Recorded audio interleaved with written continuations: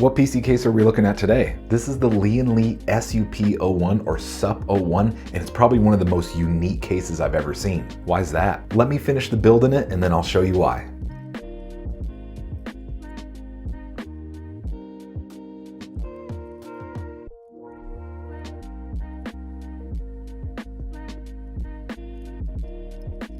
So the build is all finished, and the reason why it's so unique is the graphics card is actually mounted upright in the front, so it actually acts as an intake for the entire system.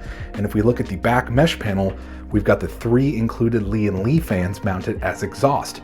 Then our AIO radiator is also mounted in the back, as we can see the tubes come out of the water block and up and over. And the case also has this really cool RGB strip going all the way around it and on the included riser cable. That's really cool. Now I know what's up with it.